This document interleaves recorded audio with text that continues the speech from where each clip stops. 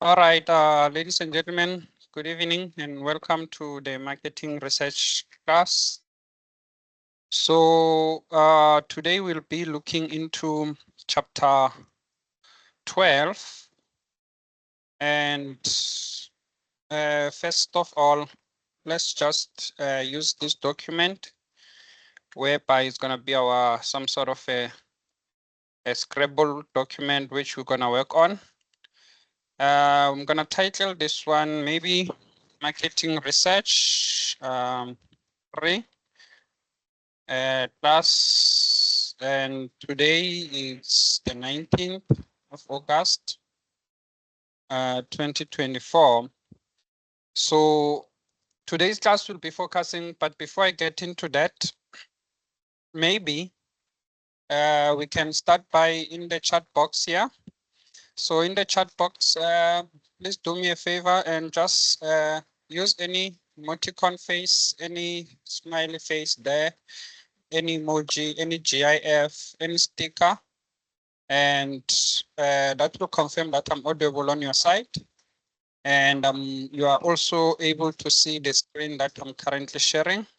So if you can do me a favor and just in the chat box and comment with any emoji there, um, any GIF or any emoticon face, so that we can continue with class there.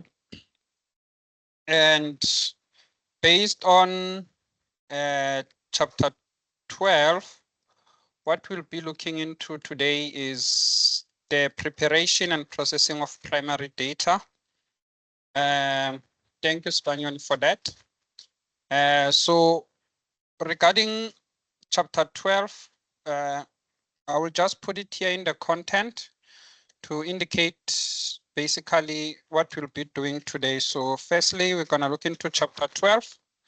I will also talk a bit about your assignment too, especially the remaining part or sections, how you do them based on chapter 12, so that you can continue with the assignment. But without a waste of time, what you want to do, you want to download the slides for chapter 12, which I'm going to take you through today, which it's basically mostly the summary of what we'll be doing regarding preparing and processing of primary data. So let's dive into chapter 12. What you will see on chapter 12, preparation and processing of primary data. And you see a picture which shows you an Excel spreadsheet there. Basically, that's how we usually get our data. In Excel, it's numbers. We're also going to talk about coding, which is part of your assessment as well. So if we start here, we ask ourselves, what is data preparation and processing? Firstly, we have to define the process here, what it talks about. So the definition in the textbook, it says data preparation and processing is the process of converting raw data into meaningful information. We see two terms there, the difference between data and information. So it's a process of converting raw data into meaningful information. You will remember at some stage we talk about these two concepts, the difference between data or data as well as information. And we said raw data is just meaningless numbers. These are variables. If you go back to the previous slide on this Excel spreadsheet, all these numbers that we see here, they are just meaningless. It's just variables. This is raw data. This is how it looks like. So that's the meaning of the data. And with information, it's usually weights summarized into percentages. Especially when you see percentages, you know that it has been analyzed and it becomes meaningful information there. And when we do the data preparation and processing, it's a process that includes 4 steps. So we've got the 4 steps that we follow here. It includes data validation. It includes data editing, data coding, which we're going to talk a bit more about it. And then we also have data capturing, where we capture data into Excel. So we will be focusing on these 4 steps. But let's just show you a process. Previous version or edition of the textbook used to have this process. You might see it in the new edition as well. It shows you basically what we do. So first of all, we've got questionnaires. We receive the questionnaires back or they are returned to the researcher. So the field workers at this stage, they went to the field, they went to the shopping malls, they went to house to houses, or they went to campuses if it's about students. They completed the questionnaire with the respondents. Now they come back to the office. We received those questionnaires back from them. They are returned to the researcher. And the first thing that we need to do, each of the questionnaire, we must validate it. And that's where data validation comes in. So we validate the data. We're going to talk about the meaning of the word validation, what it talks about. We check the questionnaires, and where we find mistake, we edit it. So questionnaires are checked and they are edited.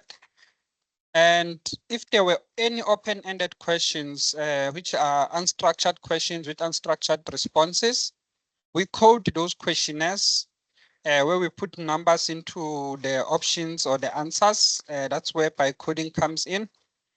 And we capture the data into Excel spreadsheet or into electronic format.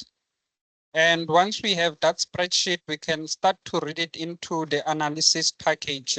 These are usually the softwares that are used to analyze the data. Microsoft Excel, it's one of the softwares, but it's limited. So we tend to use other sophisticated softwares, talking about things such as your SPSS and AMOS and other type of softwares that you can use to analyze the data. So basically, this process is just summarizing what is done in this chapter. But what you need to put yourself in the shoes here is that you are a researcher and you're receiving questionnaires which are completed by field workers and interviewers. They come back and we need to go through the questionnaires before we start analyzing the data.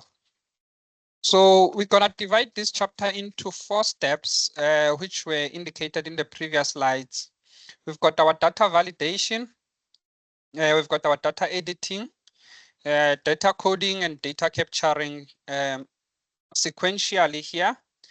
So the first step, it's validation. So when we validate the data, you will see the definition here. It says this is a process to ensure that data is valid and the data is accurate. So the word accurate and the word the term valid talks about 2 things. Valid, it means that it's true.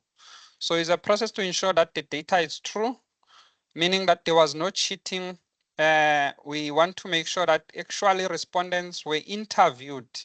Then we can say the data is valid, because if respondents were not interviewed, maybe there was cheating of field workers, that data becomes invalid. Hence, we do data validation. We want to make sure that actually our field workers met with the respondents. If they went to field, is the correct respondents that completed the questionnaire. And we can say the data is accurate, meaning it's correct. It's part of the validation process. And how can we do this? So basically, how can we make sure that respondents were actually interviewed by field workers? We can do 3 of the any of these 3 methods. The guidelines, we can do checkbacks. In the textbook, you will see where they talk about checkbacks. They talk about calling the respondents. So let's say maybe the questionnaire, it asks the respondents to enter their contact number. If they included the contact number, we can do checkbacks. We check the respondents. We simply call the respondent and we ask them whether they were interviewed by a field worker on a specific date and whether they participated in the survey. So obviously, we don't call all the respondents. We will call a sample. The textbook says about 10 to 20% of the respondents are randomly contacted. And remember, with checkbacks, it's only applicable if you have the contact numbers of the respondents. So if you don't have the contact numbers of the respondents, basically the checkbacks, they tend to be highly impossible, because we already received the questionnaires. We're no longer with the respondents. And when we check backs, we want to basically contact the respondents and ask them whether they were interviewed or not. That is the first step. We can use the checkbacks process. The second one, we can review the questionnaire. And you'll remember now with the reviewing the questionnaire is already completed by the respondents. We just want to see if the respondents answered the questionnaire or the questions within the questionnaire by thinking a bit, or they were just guessing the answers. For example, we can review question one. Question one might be a question that says, do you consume chocolates? And we have another question, maybe might be question 10, where question 10 asks the respondents, what is your favorite chocolate? So if we find that the respondents on question one said no, they don't consume chocolates, and then on question 10 now they have a favorite chocolate, we can see that they are kind of like guessing their answers. Hence, people who don't consume chocolate, they should not have a favorite chocolate. So we tend to use two questions somewhere there. For example, it could be a question about the age of the respondents. Maybe the age, it asks the respondents, how old are you? And the respondent says, I'm 18 years old. And somewhere it asks them about their highest qualification. And maybe the respondents now, they indicate that they have a postgraduate diploma, or they have some sort of a master's degree or a doctoral degree. You can see that the respondents was actually guessing the answers, because it's very rare for respondents to be at that age and they've already achieved a certain qualification. So it's some sort of looking at two questions. If they match, there's consistency. That's how we can review the questionnaire. So if we find mistakes here, then we can say the questionnaire is not valid, or the data is not accurate based on us reviewing the questionnaire there. Or we can evaluate the interviewers. So with evaluating the interviewers, we can do this using different methods. First of all, we can basically look at their history. So if we are using people with experience which have been doing research for other companies or for our own company, and these interviewers, basically they have some sort of a history in terms of cheating, they have some sort of a history in terms of fabricating the answers, and then we can assume that the data is also not valid, because these people, based on their experience, they don't necessarily collect accurate data. So we can validate the data by evaluating interviewers' experience. Sometimes we can also evaluate interviewers in terms of the skills and the qualifications that they have. So if you find that you used interviewers which were just people without experience, and these people were students in most cases, we tend to say the data might be less valid. It might be less accurate, because basically they were doing it for the assignment to get the marks, like we've seen now, where you were doing the research for the assignment. We know that there is some sort of compensation in terms of the students collecting the data there. We can look at the interviewers in terms of, as well as the skills that they have. So if we used skilled interviewers, people who have communication skills. Last time I saw you, we spoke about chapter 11, and we spoke about the requirements of the field workers, where we talk about they must be at least have good communication skills, responsibility is part of it. So if you look at the interviewers, it can tell us a bit more whether the data that we've collected is accurate or not accurate. So as researchers, what we want to do here, we want to ensure that the data is valid, meaning that respondents were actually interviewed and the data that is collected is accurate, meaning that it's not fabricated, meaning it's not just fake answers. Respondents were not guessing their answers. So we've got those three options: checkbacks, calling the respondents, and they say, yes, I was interviewed by a respondent, by a field worker at this time, at this location. They confirm that for us. Reviewing the questionnaire once again is to look at the answers between two questions.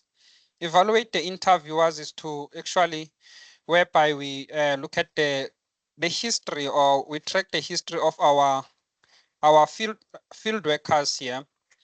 So basically here with these three methods, what I want to ask you here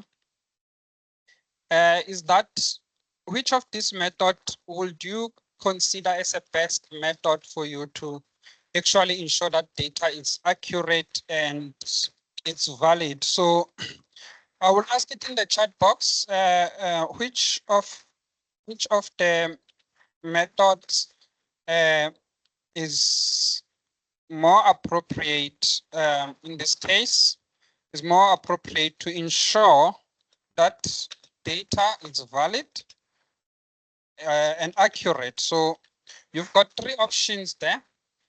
We are not saying one of the method is the only one that's gonna work.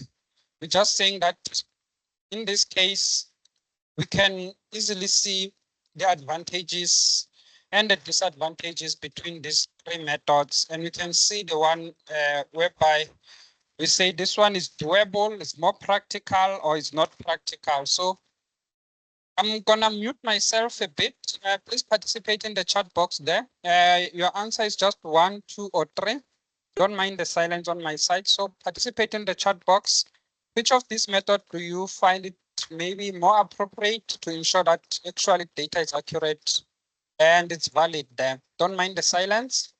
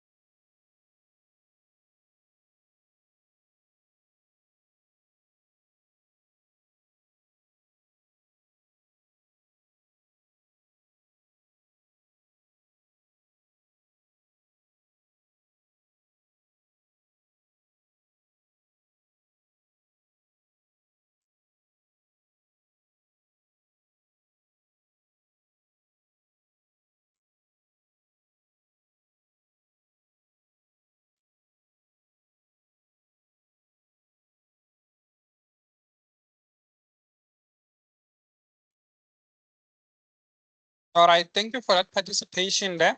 So I can see most of you indicated option 1 as the most method which can ensure that the data is valid and accurate. So now with this method, once again, remember, it's number 1. That's where we do check backs.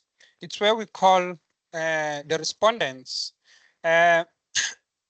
meaning that we need to ask them their contact details somewhere in the questionnaire.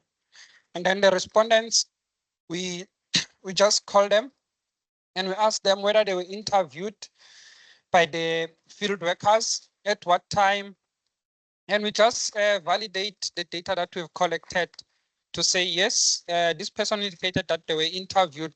But you can imagine if maybe we had a sample of 500 respondents, and then these people, we call like 10%, which is like 50 respondents, and we call these 50 respondents, and maybe all of them or 30 out of 50 say they were not interviewed. They say they don't remember any interview taking place. We can start to say, you know what, this data is not valid because the respondents have no memory of being interviewed at all. So meaning that the field workers are lying. I fully agree. Checkbacks are the most effective way. Unfortunately, they require us to collect contact details of the respondents and say we avoid personal questions. I think the POPIA Act also limit us here in terms of asking for respondents' contact details, their numbers or their emails. It's if you don't have that option, for example, maybe ethical clearance, they said we should remove the question where we ask the respondents their personal information, such as their contact details or their address. We cannot do checkbacks if we don't have. And we are left with two options here where we can review the questionnaire, reviewing the answers if they are consistent, or we look at the history of interviewers. I would also indicate that if checkbacks is not available because we did not ask the contact details of the respondents in the questionnaire, The second option that we might find useful is to review the questionnaire, because evaluating the interviewers, some people might have a history of cheating, but they didn't cheat this time. Or we might find that actually these interviewers are clean, they have a clean record, they don't cheat, they are reliable, they are responsible, but this time something happened. So you can see this one, it does not necessarily rely on the current data, it relies on previous history. But the first two relies on current data that we have there. So we can follow data validation by doing those two steps there. Okay, once we validated the data, meaning that the respondents, when we did the checkbacks, they said they were interviewed, and there is nothing limiting you from doing all the validation methods here. You can validate your data by using all of them. You don't have to necessarily limit yourself. You can do checkbacks while you have the contact number, and then you take another sample you do review questionnaires of that sample, and you can also evaluate the interviewers. At the end of the day, you'll have 3 methods that you use to ensure that your data is it's valid and accurate there. So those are our 3 options.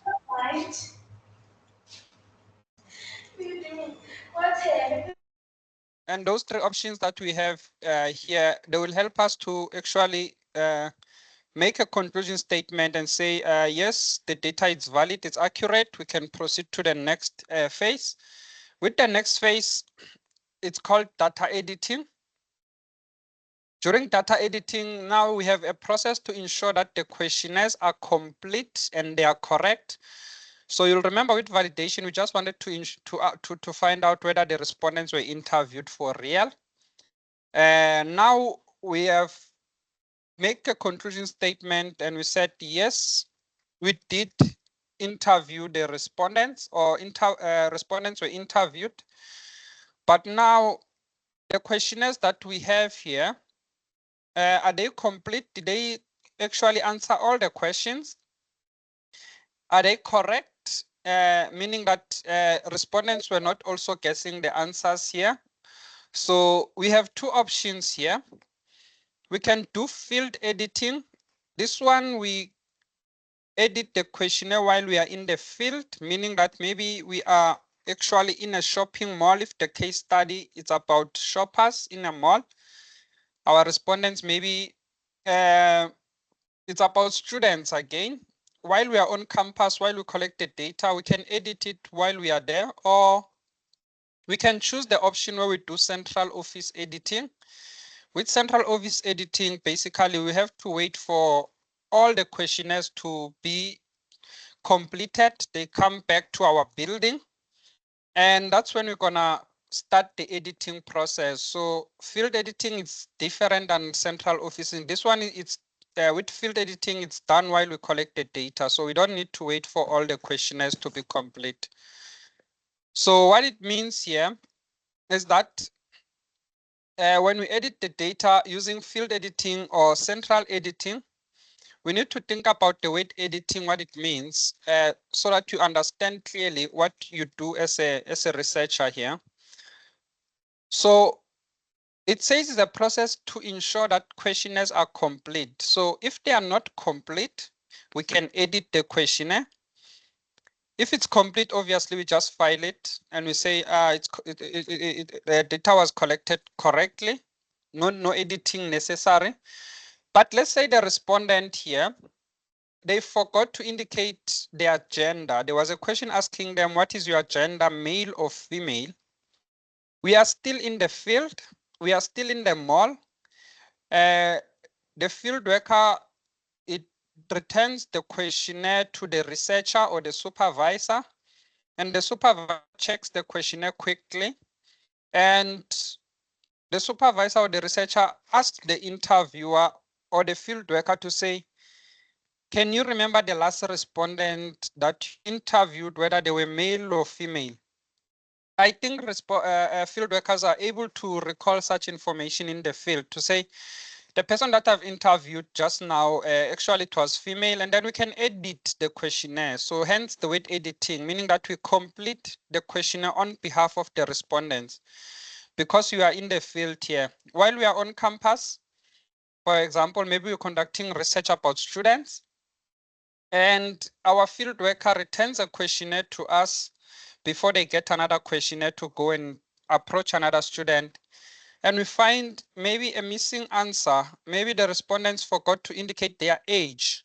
And we've got age groups there. Maybe age groups could be 18 to 25, 25 to 30, 31 to 35, 40 years and above. So we can easily ask the field worker once again and say, can you remember the person you just interviewed, whether it was a young person or it was a person who's older than 40 years? Field workers, they can still have such information and say, no, the person that I interviewed just now is basically a young person. I think it belongs to the age group 18 to 25. And you can see we are editing the questionnaire on behalf of the respondents. We don't necessarily need to look for a respondents and ask them that question. But you can have questions whereby you require a respondent, meaning that we cannot guess the answers while we are in the field. For example, maybe the questionnaire was asking them their perceptions, their awareness. There's no way we can edit such questions because we don't know how much they are aware of delivery apps, or maybe what is their purchase intentions, what is their perceptions.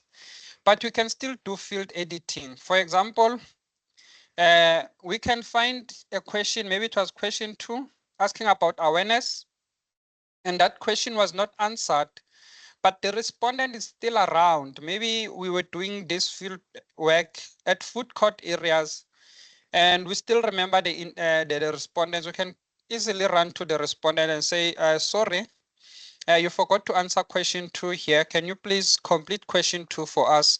That will be still field editing. With central office editing, if we have the numbers of the respondents, like we did with checkbacks, we can call the respondent. And when we call the respondent, we can ask them the question and say, you forgot to answer question 2. This question was asking you about your perceptions. It was asking you about your awareness. So on a scale of 1 to 10, how much are you aware of Uber Eats? And the respondents can easily tell us the answer to say, I think I'm extremely aware. Maybe choose 10 for me. And then we do central editing. And this we can do central editing in 2 ways once again. It's either we call them or we guess the answers. Field editing is the same thing. It's either we actually remember the respondents themselves. We recall who the respondents, who they were, if it's about demographics, and we complete it on their behalf, which seems like we are guessing the answers because sometimes people, they don't look as their true demographics.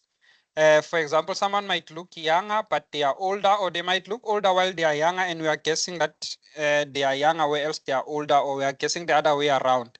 So with editing of the questionnaire, we just want to make sure that all questions are complete, and we follow a certain process here. So we've got 5 processes to edit the data, or how can we deal with questionnaires which they are not complete. So we've got a bit of options here, and maybe this one you can indicate and be in the textbook somewhere, because with this question, it's asking you how to handle unsatisfactory questionnaires.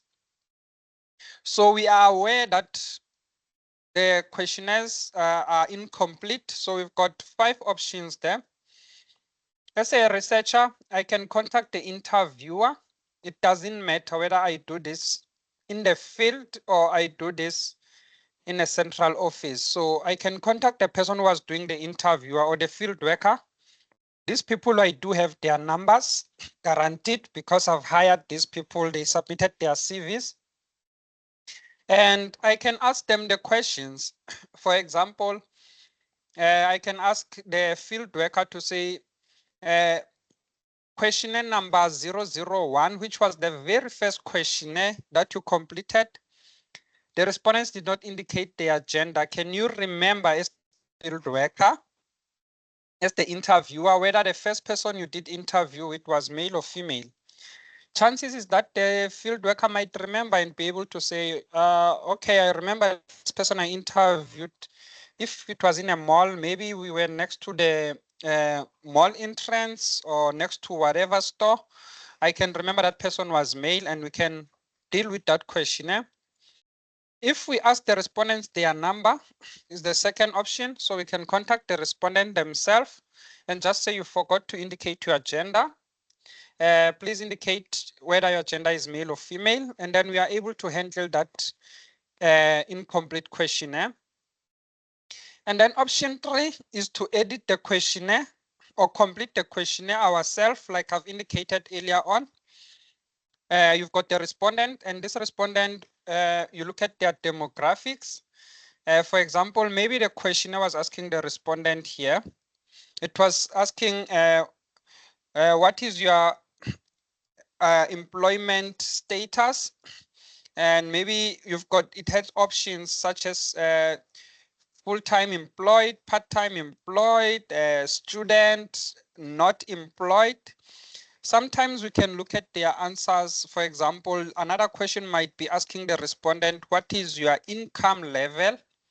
And the respondent, they indicated that they earn a certain amount. Maybe they indicated that they earn 30,000 per month or 50,000 per month or 10,000 per month. What does that tell us as a researchers? It tells us that this person is employed, and then we can go to that questionnaire which was asking them what is their employment status, and then we don't have to leave that option or that questionnaire incomplete without an answer. We use another answer which respondent provided, which will be consistent with the next answer. One is asking them how much do they earn per month, and they completed that part. Where else another question was asking them whether they are employed, they are students, they are part-time employment, and so on. And then if we see that maybe the salary is higher, yeah, maybe we can choose full-time employed. If we see that the salary is a bit lower, we can say maybe it's their part-time employed. If they indicated that they don't have any income, and then we can see that the options there is basically not employed at all. So we can edit the question and complete it for them.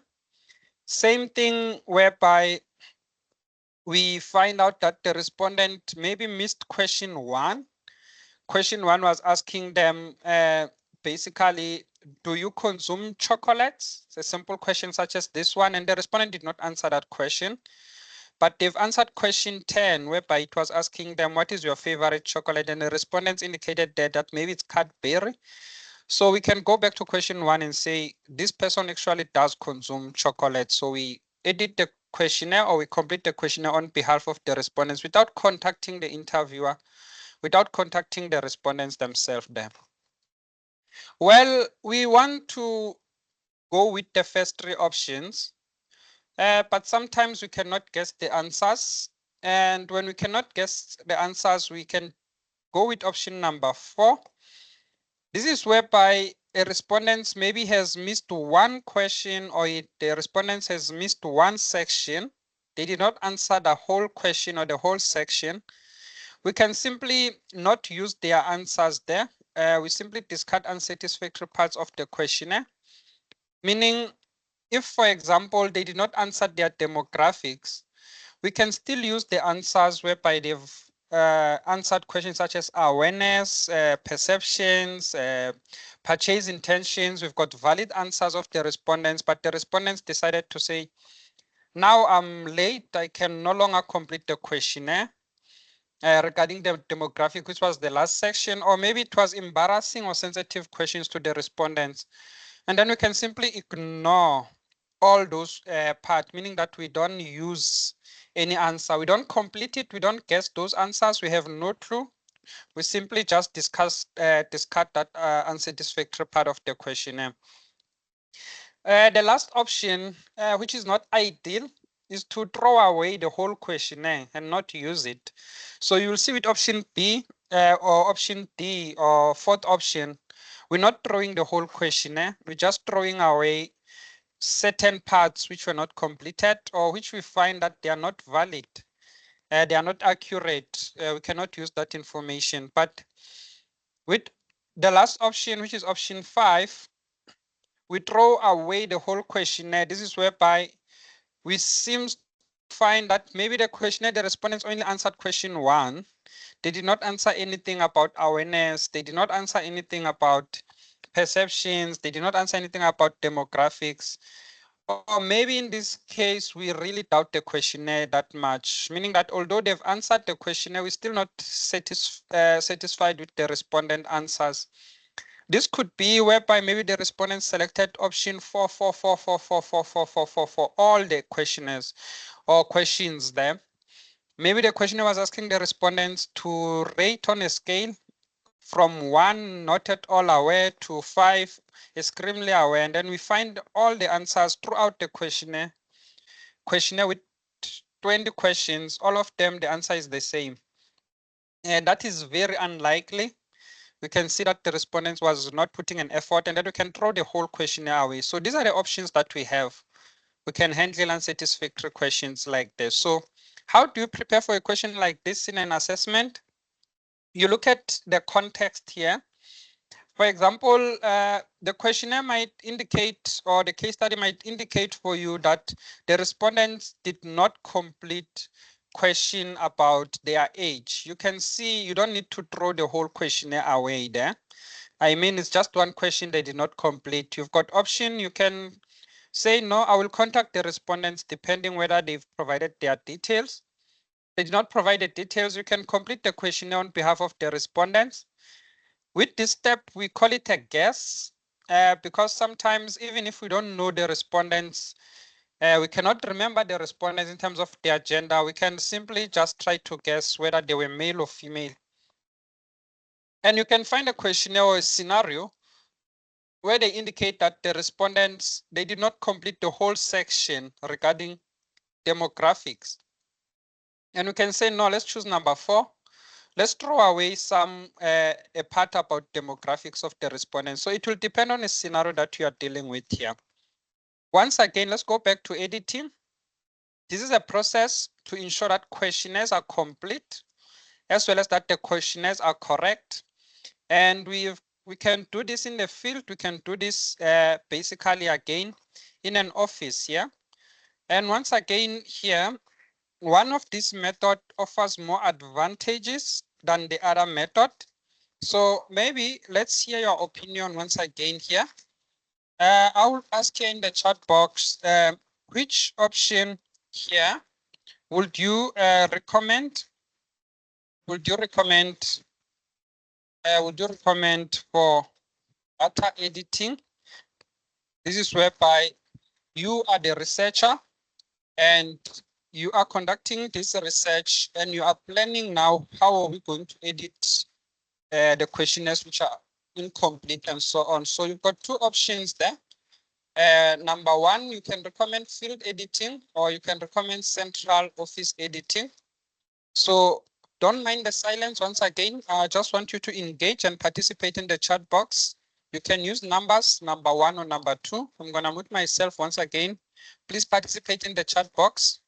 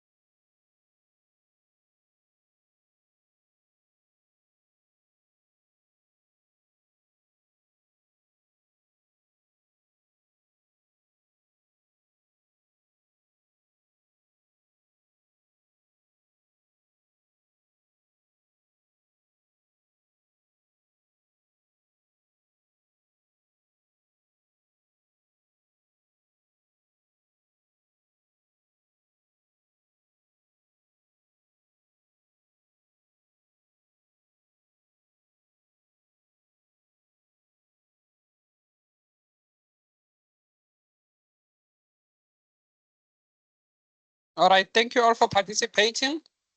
I see all of you are recommending central office editing. I'm gonna differ a bit here.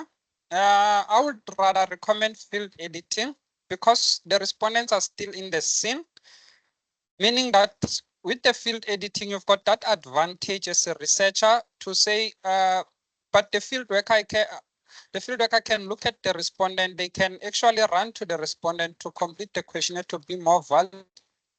I'm not sure any of you who recommended number 2, maybe you've got the reason behind number 2. Feel free to unmute the mic. Why would you recommend central editing compared to the field editing? Any reason behind that? Please feel free to unmute the mic.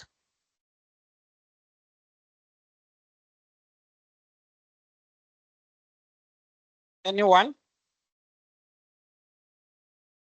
Recommending central office editing compared to field editing?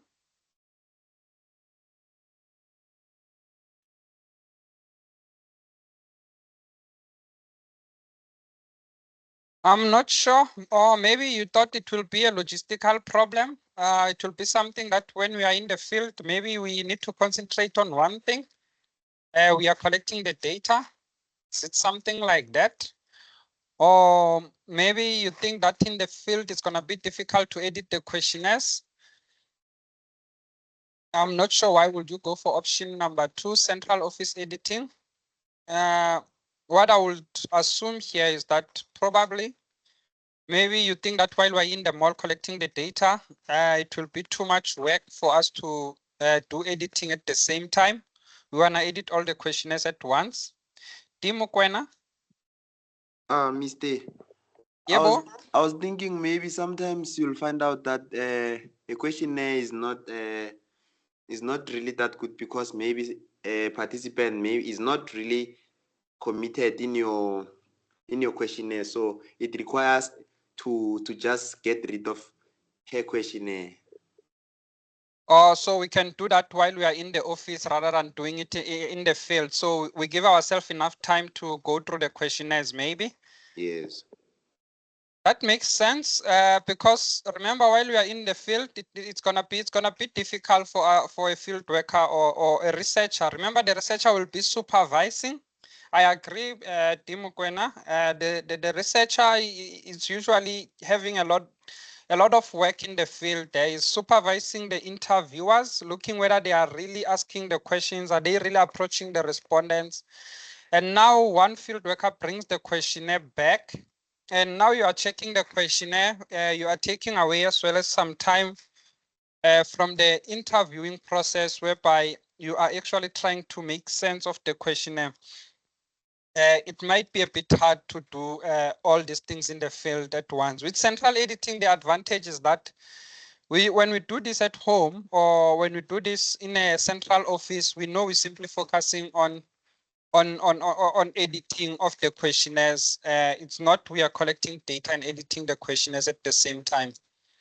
The reason field work editing is more recommended than central office editing is just that the respondent is still around the scene. So they recommend field work editing than central editing because the interviewers, they still have a fresh memory of a person they interviewed. You can imagine here, we're doing this research at Main Lane or at Mall of Africa or Semi-Mark Square, whatever mall we go to.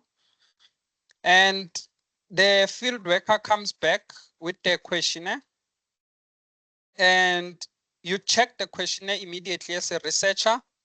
You find that no, question 7 was not completed. You've got more advantages there to say, you know what, if this questionnaire was not completed, who's the person you just interviewed? The field worker might be able to point the question and say, actually, that's the person I interviewed. Let me run back to the person. Or if the question is about gender, it's about age, it's about race, it's about something that we can easily look in terms of physical attributes of the person, the memory is still fresh and we can say, no, I've just interviewed a female, then we can edit it quickly. But if we're gonna take these questionnaires to the office and next week, that's when we do the editing, you can only imagine asking the field worker now or the interviewer, can you still remember the person you interviewed last week, Tuesday, at this specific time, whether they were male or female? Chances that they might have they might struggle a bit to recall. So once again, nothing is wrong with central office editing. fieldwork editing, they just emphasize in the textbook there that because you are still on the scene, you are having more chances to complete or edit the questionnaire correctly there, because the respondents are also just around. If it's in class, the respondents are still in class. If it's at TUT bus stop, they are still around. You can easily run to them. So something that too you can consider. Let's come to coding. We need to understand what is coding, and we're going to spend some time here. I think it's part of your assessment. Next assessment, test number 3, exam papers, as well as assignment number 2. You've been assessed a lot on coding, so feel free to stop me anytime here if you don't understand anything regarding coding. Maybe if we have to do some practical activities a bit, but let's start with the definition. What is coding? Is a process of categorizing data into numbers. So we want to categorize the data into numbers, and we can do pre-coding and post-coding. So we've got two options here. Pre, like preschool, it's before. The word pre, it's before. Preschool, before school. Pre-coding, it means before we collect the data, we can code our questionnaire. Post-coding, it's after we've collected the data. That's when we start coding the questionnaires. But what are we doing here? We want to allocate numbers into where we categorize data into numbers. So our questionnaire must include numbers, because this is a differences between a human being and a computer. Human being is good in terms of processing words or text. But computer, on the other hand, is good in terms of processing numbers and is not so good at processing text. So we've got researchers, we've got field workers, we've got respondents. All those are human beings. They understand words, but now we have to analyze the data. When we put the words into a computer, the computer is so slow in analyzing the words. It's faster when it analyzes the numbers. So what do we do here? We do coding by actually categorizing the words into numbers so that our computer can be faster there as well. So let's look in terms of some examples here. You have a question such as this one. The questionnaire in this case, or this was some sort of an assessment whereby they ask you, illustrate your understanding of coding of data by coding the following questionnaires. Indicate the code to be used next to the corresponding number of the questionnaire by writing it in your answer sheet 3.1 and so on. So what you see here is that this is actually a question with answers. So it's a memorandum. So this V, for example, V1 to V3, V4, V5, this is answers to this question. So this is a memorandum. The question itself, it was missing these variables here. They were not indicated. So it was just asking us questionnaire number. You must code that, and the answer to that is V1 to V3. We're going to explain a bit more why is V1 to V3. What you need to take into account is that the V stands for variable. So variable 1 to 3, variable 4, variable 5, variable 6, variable 7, 8, and 9, and so on. So the first question was asking the respondents their gender, male or female. And they allocated only one variable to that question, meaning that we have two answers that the respondents can choose from. They can either be male or they can be female. And when we enter this data into Excel spreadsheet, it's gonna be in one column. So now we're gonna open Excel spreadsheet so that you understand coding here from a different perspective. What it simply means is that we need to capture the data into Excel here. We've already collected the data. And what we've done, we've put numbers into the questionnaire. So let's firstly talk about pre-coding and post-coding. If your questionnaire is saying male, female, it does not have 1, it does not have 2. It's just blank spaces. For example, the instruction is that the respondent should mark with a cross. Marital status, maybe same thing. We do not put these numbers 1, 5, 3, 4, and so on. If these numbers are missing, we did not do what we refer as pre-coding. As soon as you allocate numbers, you write numbers into your questions. What you are doing here, you are doing what we refer to as pre-coding. So any questionnaire that contains numbers, it has already been pre-coded. So as long as there is numbers, the questionnaire is pre-coded. But if there are no numbers, the questionnaire is not pre-coded. So I hope that makes sense. So these numbers, remember, if you go back to the slide, once again, we read here, the definition here, it says coding is a process of categorizing data into numbers. We can do pre-coding before we collect the data. When we design our questionnaire, we put numbers already in the questions. Or we can do post-coding. With post-coding, it's whereby the questionnaire did not have numbers. We only do this once we have collected the data. So once again, this questionnaire was pre-coded because it had numbers allocated to the weights here. There was no need for a researcher to put all these numbers. For example, the respondents were still going to be able to answer this question. If the respondents were simply going to say I'm male and tick with the cross or circle male, respondents could indicate the facilities on campus that they use. What subject, they could circle the subjects, they can put a cross without numbers, but the researcher decided to do what we refer as pre-coding by allocating the numbers here. So now, once we have collected the data from the respondents, we have to enter this data into Excel spreadsheet. So let's talk about the variables. So now, first variable that we usually have, they refer to this variable as a respondent number. Sometimes they will say this is a questionnaire number. This is a questionnaire number. So it's usually our first variable that we have in our Excel spreadsheet here. What happens is that the first questionnaire that was completed, it's gonna be questionnaire number 1, questionnaire number 2, and it will go down up until, if we have 500 respondents, we're gonna have our 500 questionnaires indicated there. So we know exactly what questionnaire we can refer back to when we look at our answers. So the first one is usually questionnaire number that you have. But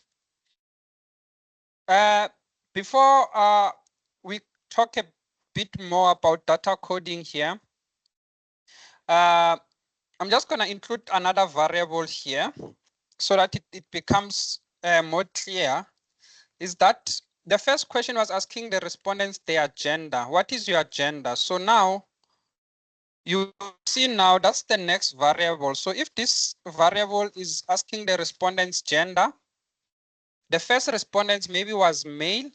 And if you look at the questionnaire, we said male is 1. When we capture the data, obviously it's gonna be 1. The second respondents, if they were male, is gonna be 1. The third respondents, if they were male, is gonna be 1. Fourth respondents, if they're female, then it's 2. If it's male, it's 1. If the next respondent number 6 was female, it's gonna be 2. We are capturing the data basically during this stage. And then we take the answers as they are, we put them here. So now, why there is only one variable here is because the respondents can choose only one answer. It's either 1 or 2. Hence, there is only one column that you see here. And this column can accommodate 1 or 2 in the same column. And this is what it means by when you're coding here, it says this is the next variable, is only one variable, is variable number 4. It's referring to that column that you see in Excel, that we only need one column for answers that we see here. I'm going to continue a bit here so that it becomes more clear. the next question was asking the respondent their marital status. And now with their marital status, this was the question, marital status. And let's assume the first respondent, which is this respondent, respondent number 1, they've indicated here that they are single. It means that we expect to see 1 in our questionnaire. The next respondent, maybe they are in a relationship, we expect to see 2. Maybe the next respondent was married, we expect to see 3. Separated, we expect to see 4, so 5 and so on. So what it means here is that we only need 1 row. And when you need 1 row, you've got only 1 variable. So the variable is that column here that you see here. That's how many columns do we need when we enter this data into Excel. So respondents number 1, maybe they choose marital status, which was 1. The next one, they chose 4. The next respondents chose 3. The next respondents chose 5. The next respondent chose 6. Next one chose 1. Next one chose 1. Next one chose 2 there. We've got these respondents selecting their answers, but we necessarily need only 1 column to put all their answers. This is one thing that you need to take into consideration when you do data coding, to say how many columns do I need. Do respondents select only 1 answer? If they select 1 answer, you're going to have 1 variable, because they can only select whether they are male or female. They can only select whether they are divorced or they are single there. They cannot select 2 answers here. But look at the question such as this one. This question number 3, is asking the respondent, please rate the facilities on campus out of 10. 10 is the best and 0 is the poorest. So now think about it. You are a student on campus. How do you rate the library? It means the respondent is going to put a number here and say, I rate the library as 8. I'm not happy with the food court on campuses. There is no food court, basically. I rate it as 2. The halls and the lecture rooms, maybe I find the lecture rooms, they don't have Wi-Fi, they are dirty, or maybe the chairs are broken, or maybe they are not some sort of designed for higher education institution. You cannot do group discussions. I rate it poor. I rate it as 2 as well. But can you see here, the respondent is not only answering 1 variable, it's answering all the variables 1 by 1. Hence, you will see our variables, it says V6, V7, V8, and V9. It means when we enter this data on Excel spreadsheet, I'm going to do it now. We've got this option, library here. And I'm just going to maybe show you up here. Say we said here we need only 1 variable. We're going to come back to this one to say, why is it always 1, 2, 3? There's a reason behind that. And they said this is variable number 4. The respondents are selecting their gender. They said respondents here are selecting their marital status, and they indicated this is variable number 5. And now we've got variable number 6. And with variable number 6, we need 4 columns here, because we're asking the respondents to put 4 answers. So if you go back to the questionnaire, 1 question is asking them about their library. So we need a column for library only, because the first respondent, which is respondent number 1, maybe the first respondent was happy about the library, they will rate it 10. The second respondent's not happy about the library, they rate it 2. The third respondents, maybe they find the library average, they rate 5. So we are just saying the respondents rated the library using different answers here. But these answers are specifically to the library only, meaning that we cannot combine into 1 variable. We need another variable, which is V7. And in that variable column, this is where we ask the respondents to rate the food court area. And with the food court area here, what they were rating here as respondents is that the same respondents who rated the library 10 was not happy with the food court. Maybe they said it's 2. And this one was also not happy, or maybe all the respondents were not happy with the food court. And what you see here, you see maybe some poor food court area rating here. Maybe the last respondent was happy with the food court, they rated 10. So what it means here is that we need a variable for each answer. So there are two ways you can think about this. The first way to think about this is that, are we dealing with a question with only one answer option, or we are dealing with a question with more than one answer option? If you are dealing with a question which has more than one answer option, then you put all the answer options as variables.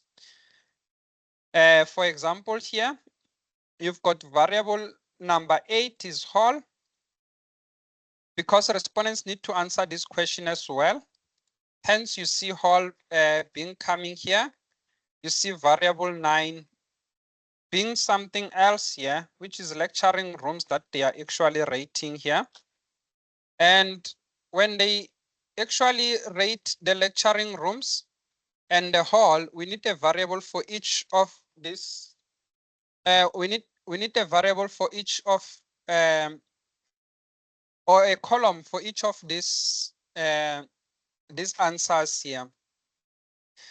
But if this question was asking another format, for example, it was asking what is your favorite, or what is the which environment you find it to be the most or the best one between the two. It's a multiple choice with only one answer. Then we need only one column.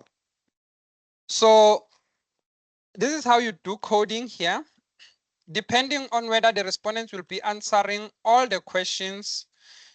Question number 4, you'll say, it says indicate the subject you are currently enrolled for. Some of you might be enrolled for all the subjects, and they will do what? You will tick all of them. You'll say, yes, I'm enrolled for this one. I'm enrolled for this one. I'm enrolled for this one. I'm enrolled for this one, meaning we need a variable for each. We need a column for each of those ones. But if this question, you can only register one subject, maybe it was a course. It was saying, please indicate the course that you are currently enrolled for. It says diploma marketing, diploma supply chain, diploma retailing. We know that you can only have one option here. And then you were going to see only one variable. It was going to say V10 only. You continue the variables as you continue from the previous one, because that's what you see from Excel spreadsheet. Is the next row or is the next column that you see. It's not repetitive. Yebo. Is there a question there or a comment? Something that needs clarity? Please feel free to unmute the mic.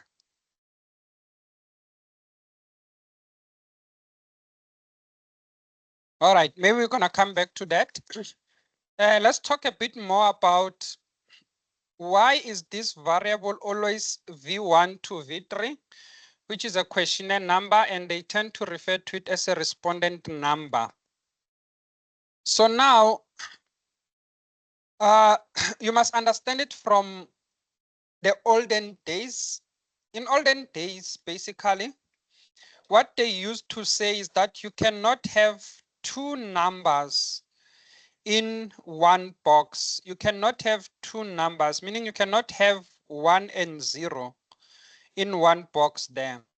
That's how it used to work in olden days before the software systems or these software tools became too sophisticated. Now they are able to handle more than one number. So I'm going to open a new Excel spreadsheet so that you understand why it's always V1 to V4. So I'm going to show you here.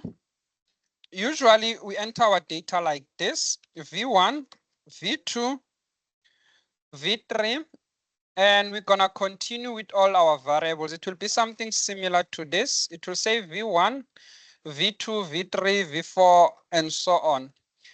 And now what we usually say here is that basically you've got the first 3 variables, and these first 3 variables, we refer to them as basically here. If we turn to, I'm just going to measure it so that it's clear. We call this one respondent number. Sometimes it's called a questionnaire number. Let's zoom in a bit so you can see. Respondent number, or maybe they say this is questionnaire number. And maybe we can just wrap it so you can see it clearly here what we're talking about. So you've got the respondent number or questionnaire number. And they said in olden days, you cannot put two numbers in one column. So it used to be the first questionnaire. It was one like that. This was questionnaire number 001. The next questionnaire was 002. The next questionnaire was obviously 003. I'm just gonna autofill it a bit here. And you will see what's happening here is that the next, okay, maybe this one is 3. Let's use the autofill once again. You will have questionnaire like this. It's questionnaire number 9 is the ninth question that we have here. But let's look at the 10th questionnaire now. It will say 0. In the next column, it will be 1. And then it will be 0 again, meaning that this is questionnaire number 10. The difference is now is that we no longer do it like this. You will see with the Excel spreadsheet that I have now, we can put 10 easily into one variable there. But because the textbook is based on the old method whereby it used to be suggested that you can only have one number within a box, you cannot have two numbers. That's why you see saying it V1 to V3 there. Meaning, once again here, V1 to V3, remember this is a sample size. So usually sample size is how many people we're going to interview. Once again, if our sample size, as an example here, I'm gonna show you, we tend to say most of the time the sample size, it's usually, we talk about quantitative and qualitative research, and we say in quantitative research, you need a large sample size, which is 500 respondents or more. Sometimes your sample size could be like you've collected from 560 respondents as another example. I just want to show you here so that it's clear because this chapter tends to be unclear a bit. Maybe you collected 760 questionnaires, they were completed, or maybe it was just 350 questionnaires. But what you see here as a common criteria is that we've got 3 numbers which belong from 100 up until 1000 or 999. It's 3 numbers. So these numbers are from your sample size. So what happens? We say collect data from 2,500 respondents. If you have to collect data from 2,500 respondents, V1 to V3 is not gonna work because now you need 4 columns because you need a column for respondent, which is maybe 1,985. It's 4 numbers, or this respondent, which is the last respondent, which is 2,500. You need 4 columns for that. So it becomes V1 to V4. What happens if you are doing a qualitative study and now you're collecting a respondents and you only interviewed 24 because it's qualitative? It means our variable now is no longer V1 to V3 again. It's V1 to V2. And this becomes our question number because we only need 2 columns there. But in most cases, we collect data from respondents such as this one. Hence, most of the time you'll see V1 to V3. It's based on the sample size that we have here, V1 to V3. And in a practical manner, it's showing you here that in olden days, you needed 3 columns for each respondent. For example, respondent number somewhere, maybe the last respondent will be here. It will be respondent number 4 9 in the next column, 9 in the next column there. And then you've got 3 numbers, because in olden days, Excel could not analyze the data when you had 2 numbers in one row there. So basically, if you look at your answer, when you answer this question in a test or in an assessment, you want to indicate that your questionnaire number is going to be V1 to V3 if your sample size is a normal sample size, like 500 respondents, 300 respondents, 900 respondents, 800 respondents. But just for argument's sake, if it was 1,500 respondents, 1,500 has 4 numbers, it was going to be V1 to V4 as a questionnaire number, because we expect to see that questionnaire somewhere. And the next one, it will not be V4, it will be V5, because we already used the variable number 4. Hence, I was showing you here on Excel spreadsheet that your variables here, they continue, they don't stop. They continue depending on a questionnaire. So this might be question 1, asking the respondents whether they are male or female. But here you can have more than 2 rows for question 2. Just to show you here, let's say this question was asking the respondents to indicate basically this subject that students are enrolled for on a third year level. So it's still question 2. You can repeat the same question, which is question 2, but the variables changes here. I just want to indicate here is that basically here I'm going to add another column on top here so that it's clear. This question was asking you gender. You can have your answers as 1 male, 2 for female, 2 for female for these respondents, 1 male, 2 for female, 1 male, female, female.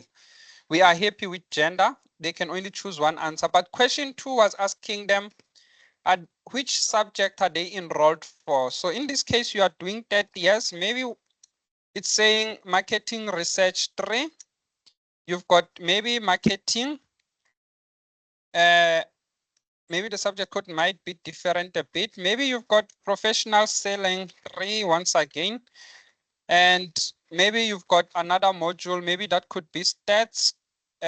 Maybe it's 100T, something like that. So the question was asking the respondents, tick the options. All of them are question 2. Tick the answers you enrolled for. Student number 1,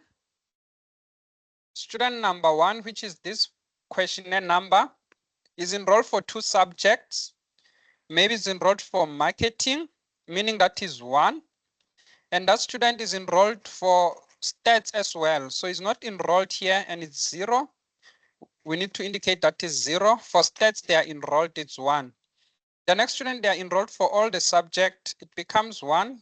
They ticked 1. They ticked 1 there. They ticked 1 in that option. You can see these numbers will not fit if we're using only one column here. So basically, that's why you will see here a question such as this one: how many hours are you currently spending on your studies? And the person says, I spend 1 to 5 hours, 1 to 5 hours a week. There's a mistake with the week here. And that's because this questionnaire we are using, it was also asking you to evaluate for errors. It was one thing that you could have picked up to say spelling error in terms of week here. But what it says here is that students can only choose one option here. I spend more than 16 hours a week studying, then they can choose 4. We only need one variable for that. Because when you're going to enter this data on Excel, we're just going to enter the number that they've selected. It's either that person chose 4 or they chose 2 and so on. Whereas when you look at the question such as this one, indicate the subjects that you are currently enrolled for. Students can circle all the subjects, hence we need a variable for each answer there. So basically that's coding here. I'm going to show you another example so that maybe if there's something that was still a bit unclear, it can become a bit clear here. So let's use the Showmax. You're familiar a bit with Showmax. It's the case study we've been doing as a learning activity. So for Showmax, first thing, if we read the case study, at some stage, they told us that we are instructed to interview 450 respondents in the Durban area. If we were to answer this question and we're doing coding for this one, our coding will look something similar to this. We already know it's 450 respondents. And our 450 respondents, it's 3 numbers. It will be something whereby we say questionnaire number, questionnaire number for Showmax. Sometimes it's always good for you to indicate yourself what is the sample, which is the small letter n. It's 450 respondents. So when we do coding here, it's going to be V1 to V3 because we've got those options available. So it's going to be V1 to V3. And you get a mark for that. And it's a correct answer. And then the next question, if you look at the Showmax questionnaire, it was question number A, and you can see question number A. Have you ever heard of online subscription video on demand services? The respondents can choose yes, they can choose no, they can choose other. So once again here, it will be questionnaire number A. And when you do coding, you only need one variable here, which is variable number 4, because we already used variable number 1 and number 2. You get your answer there. And then you move on to question number B. With question number B, it says respondents must indicate their level of awareness. And this is for Showmax. The respondents might say, I'm extremely aware for Showmax. I'm slightly aware for Netflix. I'm not at all aware with DSTV Now app. Can you see now the respondents are choosing or are answering all the questions? So we need variable for each of these. So we need variable here, which is variable number 5. We need a variable for Netflix. We need variable for DSTV Now. So how do we answer this question in a test? So you come to question B, and our question B will be variable number 5. We're gonna have variable number 6. We're also gonna have variable number 7, but you don't select all the variables like this. You just show that it will take from variable number 5 to variable number 7 for that question, because respondents need to answer all the questions. So let's try the next question now. It's asking the respondents, please indicate your age based on the following categories. I would like to ask this one in the chat box now.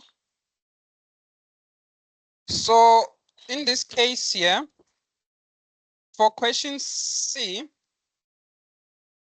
what is the variable code you will include for question C? Don't mind the silence once I'm here. I just want to see if you understand what is a variable code for question C. I will put the question C on the screen and then you answer in the chat box. I'm going to mute myself while you participate there.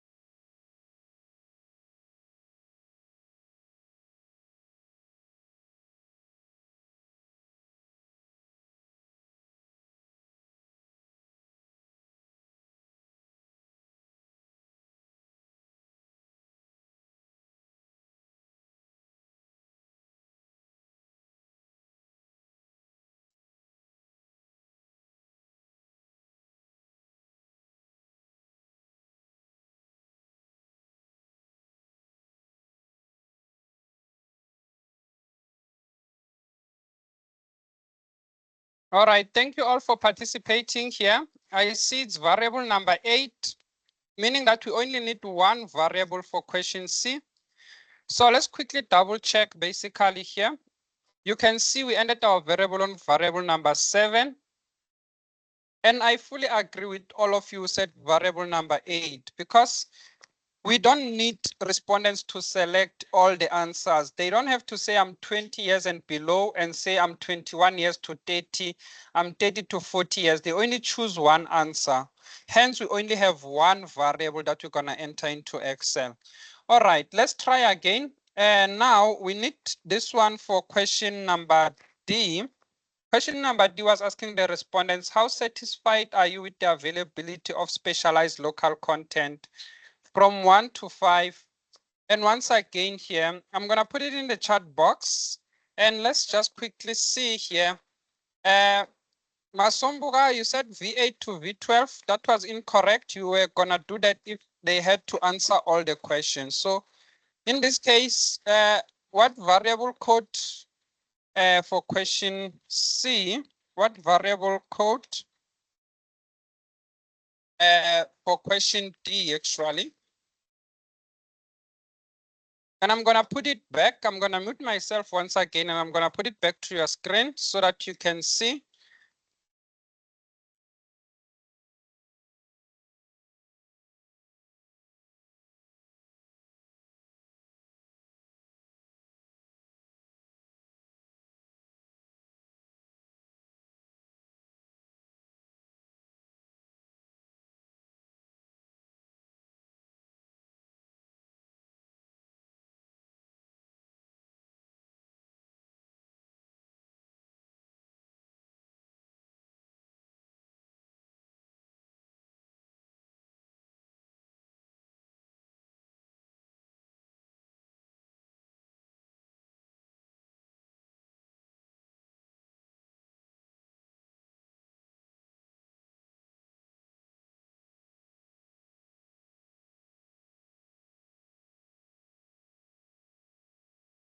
And I can see this time you picked up that this is variable 9. Thank you for all for those who are participating. You got it correct.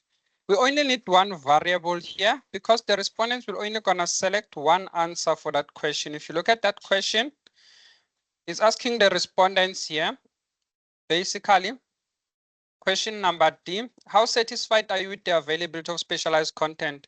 As the respondents, I can only select one answer here. Maybe I'm satisfied, I choose 4. Hence, when we're going to enter this data into our Excel spreadsheet, somewhere here, we said it's going to be variable 9, and then we enter that number here. And the next respondents, maybe they chose 3. We're still using the same column because variable is asking us how many columns do we need here. So keep in mind that we still follow the old method that asks us to say if our sample size, it got 3 digits, like 450 respondents, it says you need a variable for each. But in practical manner, I'm being honest here, in practical and nowadays, you actually need one variable because nowadays our Excel spreadsheet is able to handle these numbers into one row. For example, you've got that 344, but the reason they still do it the old method way, to say you need variable 1 to 3, meaning you need 3 variables, which I'm showing you on the screen, to say you need 3 columns if you have a sample size like that. It's just the old system that they are using. So when you answer this question in a test, yes, you still have to say variable 1 to variable 3. If their sample size got 3 digits. If your sample size is 4 digits, it's going to be variable 1 to variable 4. Remember, the variables, they don't restart, they always continue. It's a continuation. And if respondents have to answer all questions within the variables, each question must have a variable itself. So I'm going to also show you here what we have. You completed a survey questionnaire regarding Uber Eats. We've got our results now. This is how our results look like. Most of you in the last 30 days, you said yes, you have used the food delivery app, hence you see the yes there. Current age in years, you can see 63% belong to the red one, 21 to 23 years old.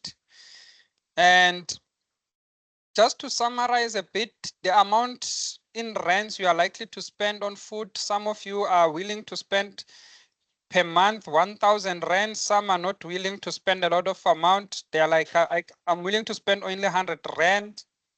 Maximum, I'm willing to spend 1.2.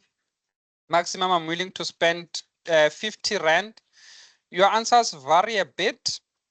There is 181 responses in total. How likely are you to use food delivery app to buy other deliveries such as grocery? We've got no consensus or no agreement here, because you can see some of you are more likely, some of you are less likely. But if you look in terms of the most preferred dish, you can see it was fast food from this list here. Is the one that is blue. Most preferred is the blue one. Fast food is the one with the longest. The second most preferred is South African on the Uber Eats. The least preferred, it's the other option. Obviously, it does not tell us much, but it's followed by something such as healthy meals. People don't go to Uber Eats to go for healthy meals here.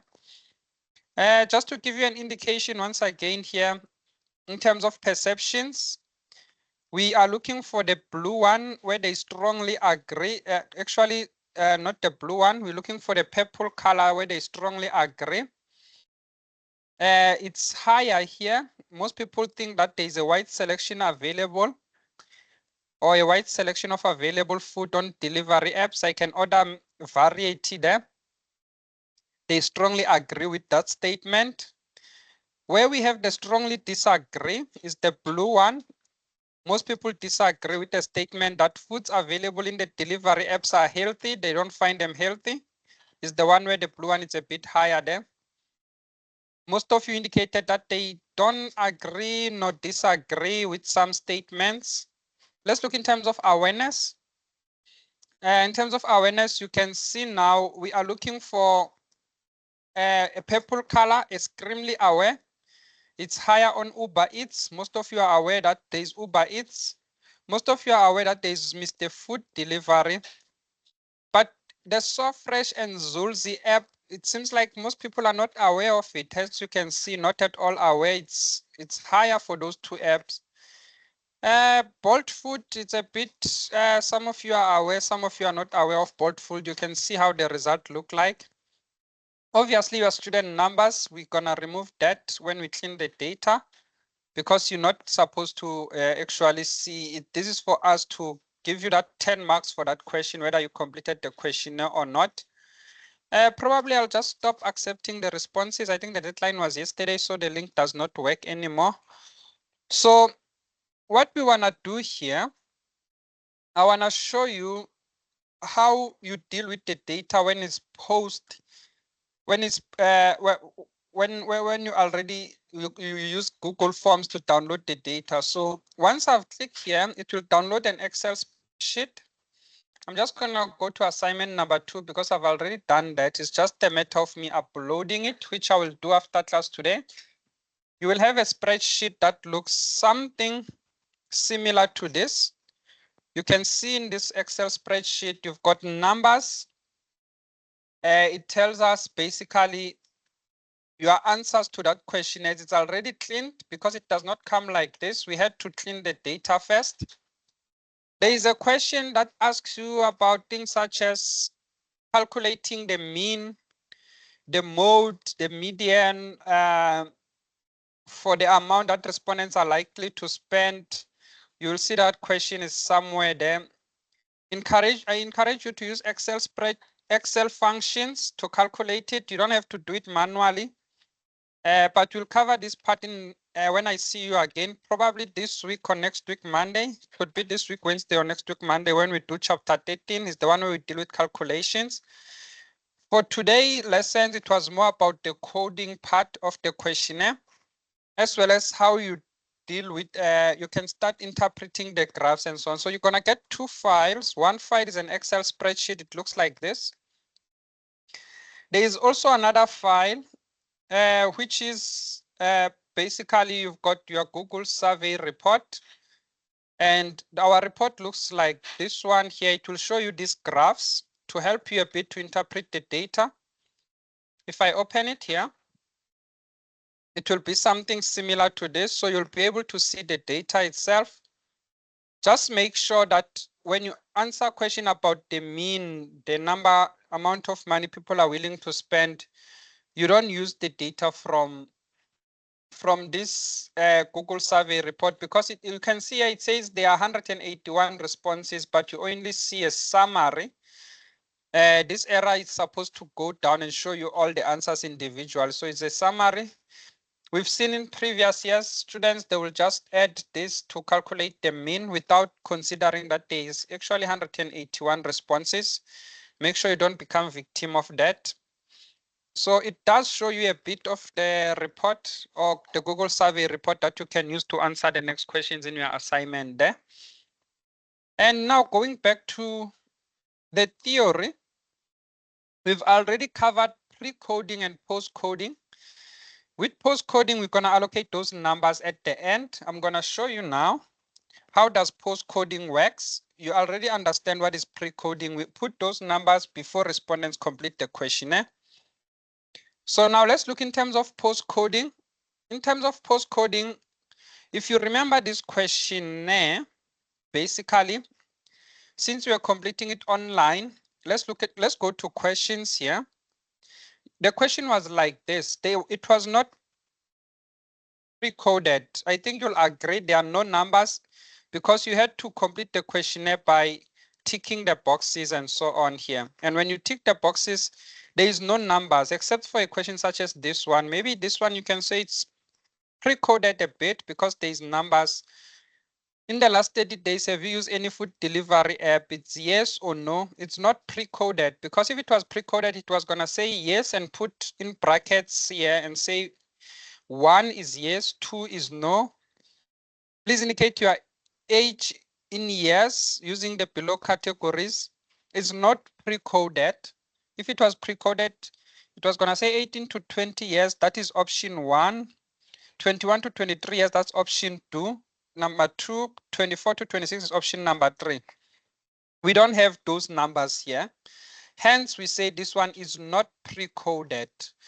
And that's why when we download our results here, if I show you here, if I download these results and I say download all responses here, and it downloads it for me, and I'm just going to put it in desktop just for now.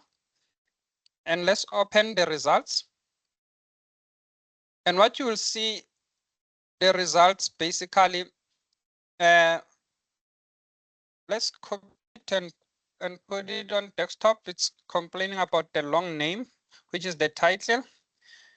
So now when you open the results, they look like this. And you can see now they are not cleaned yet. It's because they are not, data cleaning was not done. There is a question asking you about your student number. When did that student complete that questionnaire? What time and so on. And now you'll see the question now. It's asking you, it's indicating regarding Uber Eats. It's still giving us all these options: extremely aware, slightly aware, moderately aware. It's not coded. So now if we have to code this, we will come to this question, which was asking about level of awareness regarding Uber Eats. I'm just going to clean it a bit here so that it's one column. I will call it awareness Uber Eats. I'm going to zoom it a bit so you see how post-coding works. It's not recommended to use post-coding. We recommend you to use pre-coding so that these options, your data becomes clean. It comes with numbers here instead of weights, because you cannot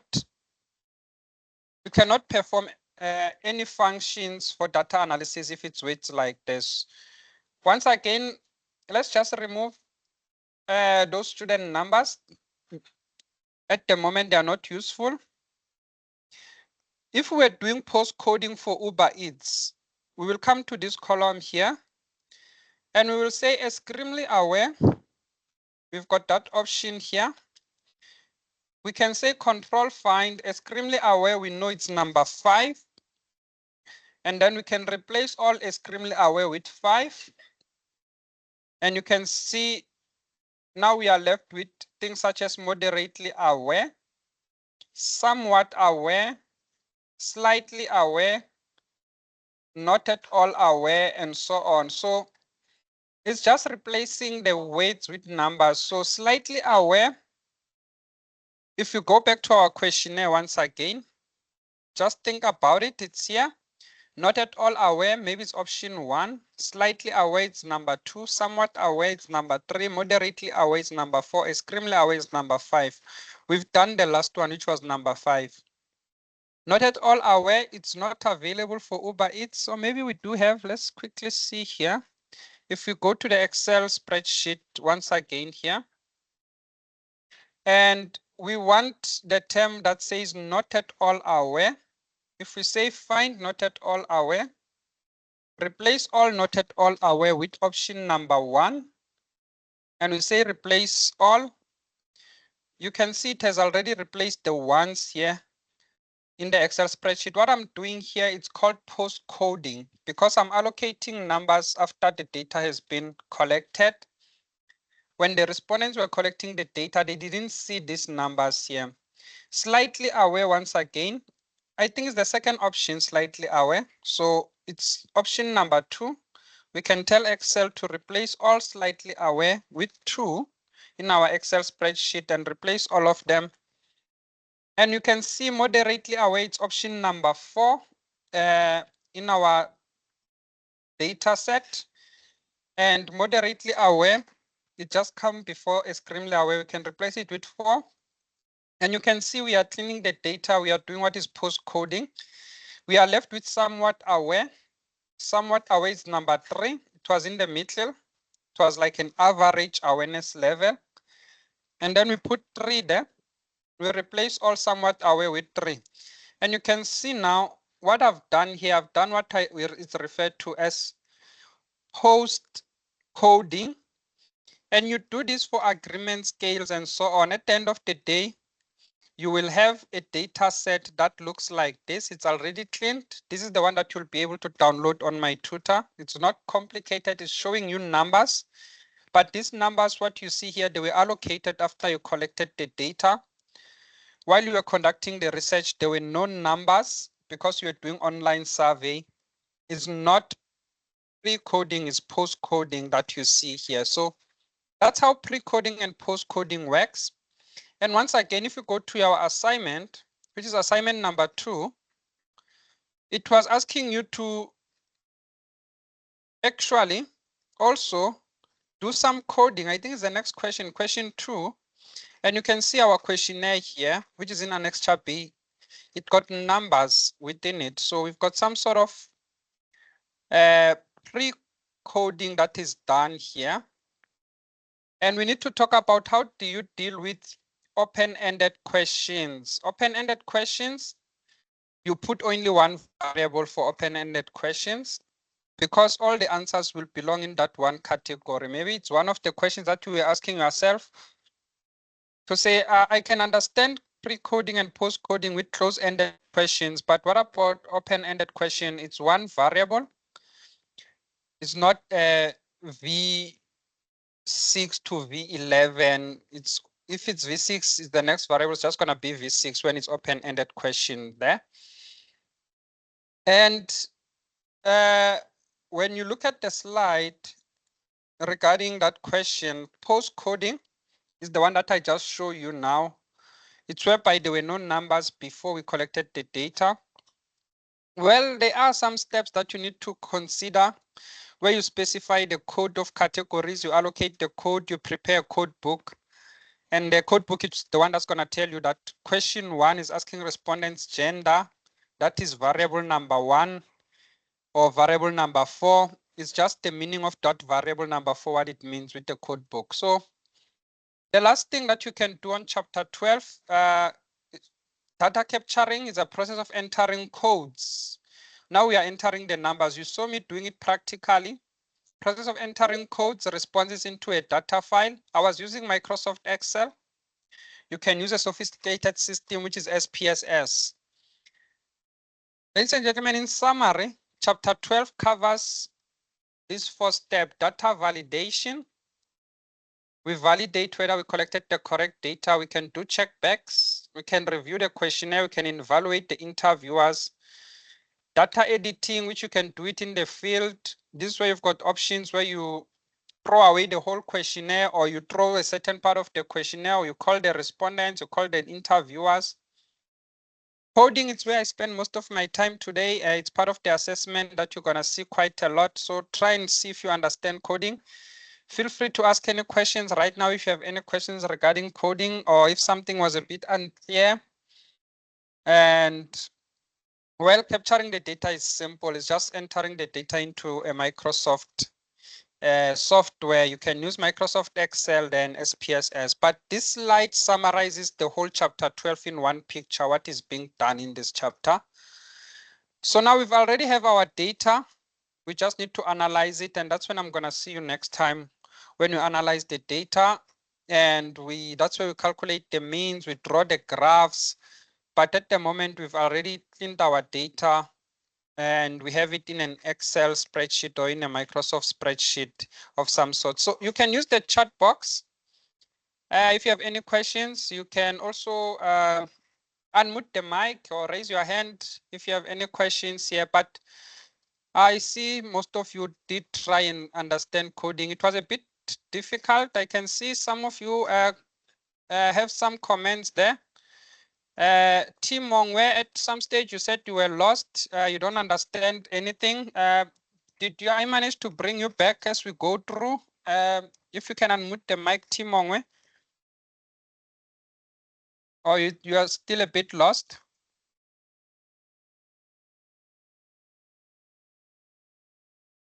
And we had another comment here, Ramabua, you asked if we can please have a day where we can go to a lab and do a practical together for a whole chapter so that you don't forget. Yeah, most definitely.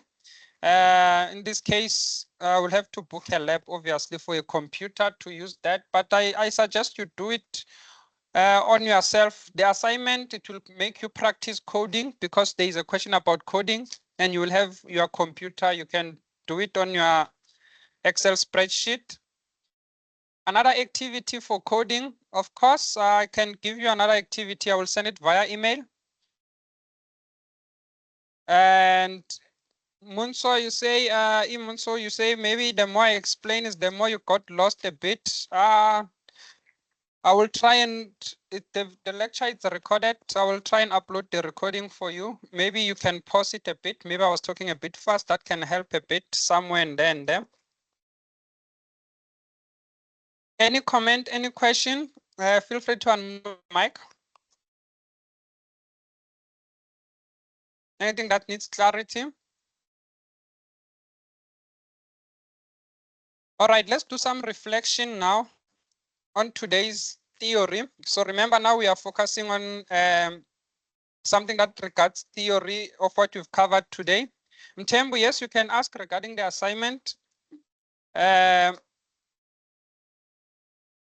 if you can, Vukea, can we do another activity of coding in class?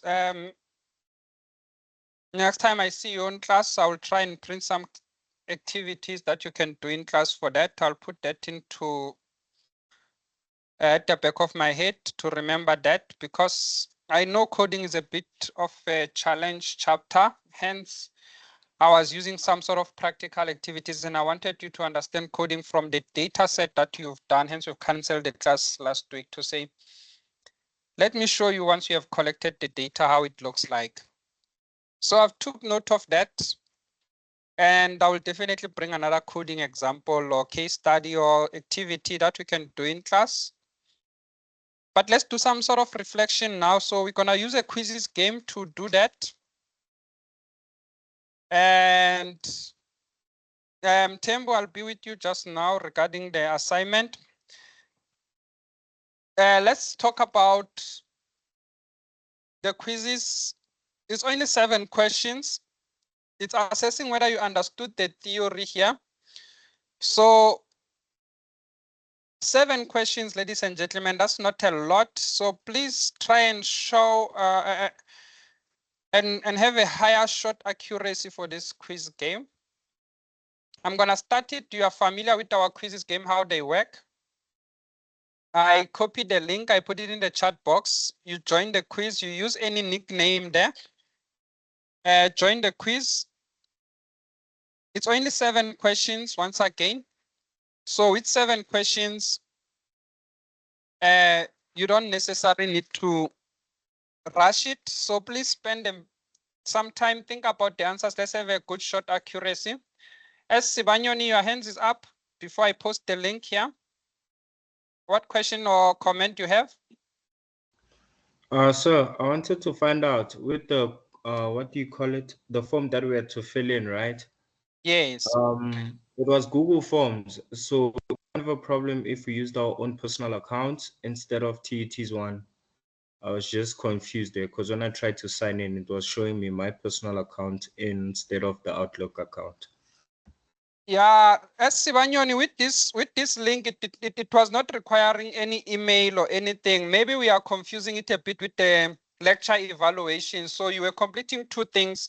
One was for the assignment regarding Uber Eats, but the one for lecture evaluation is the one that was asking for you to log in with your TUT email for email, because that was also due. We're probably talking about 2 things here: lecture evaluations and the Google Forms one. It should not have asked you for your email address. As soon as you click on the link, it should just ask you to answer the questions, and just asking you in an open-ended question, what is your student number? I did see some students who wrote their email instead of student number, but I was able to clean the data and remove the email part and leave the student number. Maybe that's one of the reasons, or how you did it, or maybe you're asking from that perspective, but it was just asking for your student number so that we can allocate marks when we see your student number. I'm not sure, Sibanyoni, if I provided clarity or maybe it's still unclear. No, everything is clear, sir. No, I just noticed when I was scrolling down, it showed sign as, so I assumed it was supposed to be the school email, but it was my personal email. So now that you clarified everything, everything is good. Thank you. 100% Esbanyoni, because I know what you're talking about. When you want to save progress, it wants you to sign in, and you can sign in using your Gmail account. It wanted that, but that was optional. If you complete the questionnaire as fast as possible, you did not need to sign in, and there was no need for that option. So I think I'm with you 110% regarding that question. So ladies and gentlemen, I've posted the link in the chat box. You click on the link, you join the quizzes game. Right now it's 10 to 8. So 7 questions. Give yourself about a minute for each question. Don't rush it. We will monitor the game as you progress. Use any nickname there that is asking for you. Just think about it as a reflection exercise in this case. In a sense that, did you understand the content we've covered today? It's going to ask you the 7 questions. Think before you answer. I'm already loving the nicknames here. Khaugelo's boyfriend. Hope you don't disappoint Khaugelo. I can see the royal wife, Bubia and Teddy. So I love the nicknames. I'm going to start the game. If you are joining the quizzes later, you'll still be able to join while the others are participating. As you play the game, please, from time to time, after answering every question, just look at the screen and see how is your name doing with the rest of the class. Let's try and have it 100% shot accuracy, meaning that maybe you understood everything. That's what I'm hoping for. Don't mind the silence. I'm gonna mute myself so you can concentrate on the game. So I'm starting it. It should also start on your side. Good luck.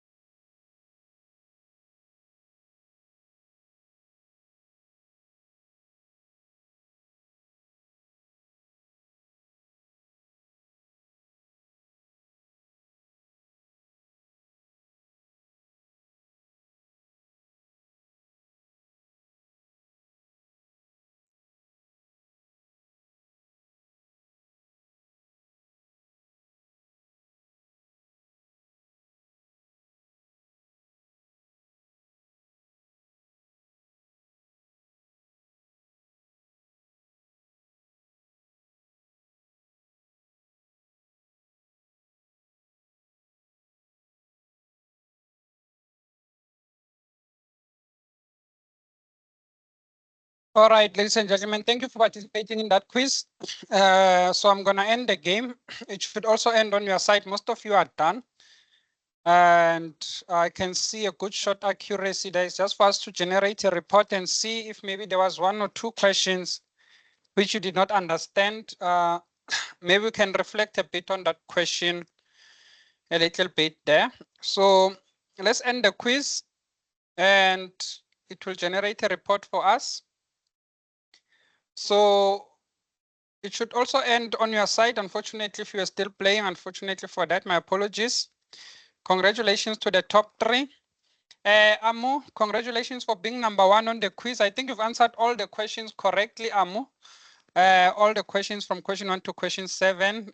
Please unmute the mic, Amu, and just send a shout out, send a shout out to your parents or shout out to boyfriend, girlfriend, your child, classmates, the lecturer as well, or anything. Amu?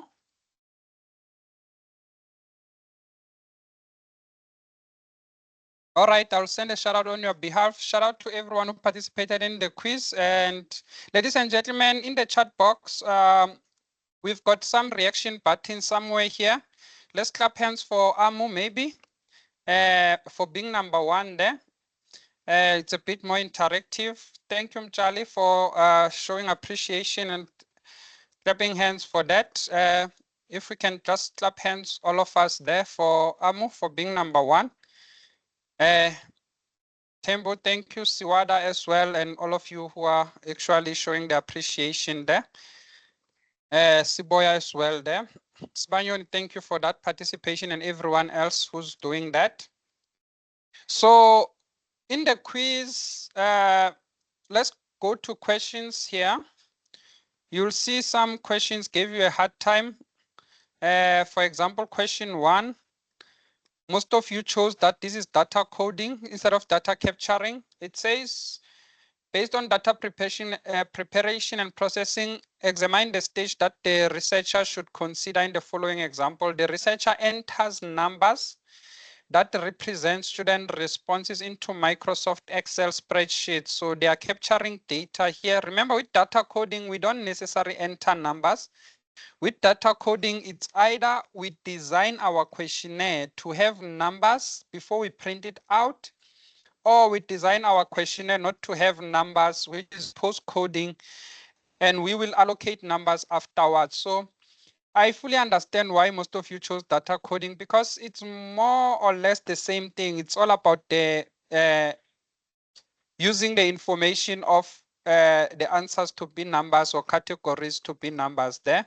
So I'm fully happy it's not data validation or data editing. It was a bit tricky there. Even if you chose data coding, you are not too far from the correct answers. No problem with this question, 16 players, no problem with this question. Maybe this question, there was a case study about multi-choice at some stage that we said they instructed us to interview students face-to-face by visiting higher education institutions. There is no list that contains their names and contact details. So meaning that since we don't have a list, now the researchers suspect that interviewers cheated and want to ensure that data is valid and accurate. They cannot do check bags. So that 11 players, it's a wrong answer. You cannot do check bags because you did not have contact details of the respondents. So you had an option to contact basically the respondents. You cannot do that. There was no list. We can review the question as the best option that we have here. And maybe another question that gave you a hard time here. Necessary, not no other question. Most of you got it correctly. The researcher, when they uses numbers to label questionnaire responses, you can see that's what data coding is all about. So that brings us to the end of today's lessons. Today's lesson, ladies and gentlemen. Before we close the class, any questions, any comment? It could be on the assignment or anything else. Feel free to unmute the mic or raise a hand or use the chat box if you do have any question or any comment. Sir. Yeah, Bo. Sir, we're gonna have a face-to-face class with you teaching us what you taught us on here again. Yeah, when we do revision, we'll do revision of chapter 10, chapter 11, chapter 12, and chapter 13. So we're still gonna see you online Oh, first okay, thank you, sir. with chapter 13, then we will do some revision just before the test. Yes, Matrawa will do that. It's been a pleasure, ladies and gentlemen. Good night. Please sign the attendance register.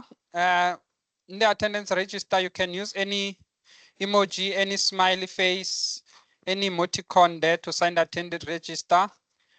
Charlie, to answer your question, chapters covered in test 3 are the new chapters, chapter 10, 11, 12, and chapter 13. We're still gonna do chapter 13. And Tembu, you can unmute the mic. I see your hand is up. Yes, sir. I was just asking you if ever you saw the question that I posted on the chat box. And Tembu, you just saw your student number is missing a number on the spreadsheet I've downloaded. And basically, we will be able to use control find to find, even if it's missing one number, your student number is so unique, we'll be able to allocate. What usually happens, it's gonna miss the zeros because the Excel spreadsheet, it consider a zero as nothing. For example, if you enter 100, it will just enter 1 on Excel spreadsheet. But when we clean the data, we say treat it as text. So we will be able to allocate the marks, even if it's missing a number. We'll be able to find your student number easily there because we're not gonna use the Excel spreadsheet. We're gonna use the correct data on the Google Forms. So yes, I've took note of that. Unless maybe after we've allocated marks, you still see that maybe we did not allocate mark for section A, and you completed the questionnaire. Then, if that's the case, we can easily fix that. Okay, no problem. Thank you, sir. It's a pleasure, ladies and gentlemen. From my Sir. Yeah, bo. Sir, I don't know if like you were ignoring me or my email JB better. I've sent you an email like twice. Okay. Yes. Yeah, I've been a bit busier and I've been away for a while, not around Pretoria, and yeah, I've been a bit away. So I will go through the emails and I will take care of that. Okay, thank you. Yeah, ngiyadoubt ukuthi beyibheda ayikho email ebhedayo zange zayi-check. Okay, wecabanga ukuthi vele wathi lo mntana uyangiphaphela. Hayi, ngizoyi-check-a. Okay, ngiyabonga sir. All right, ladies and gentlemen, as you leave the class, please unmute the mic and just say bye and good night from my side. Have a lovely day. Bye, everyone. Bye. Bye, Charlie. Cheers, Bye, sir. Ramajua. Bye, Bye, sir. Mkanga. Shosi Wanda. Bye, Bye, Manyoni. Thank Bye, you, many. Mkanga. Bye. Bye, Matavela.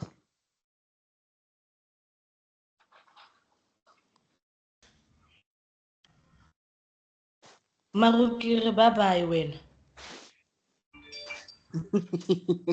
Bye, Evelyn.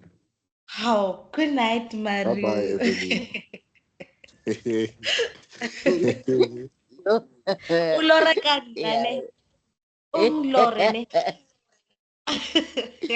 Ciao, good now, Laura. Bye, Uska lora ka bana ba bang lo reka research o tla faila lo reka research mo.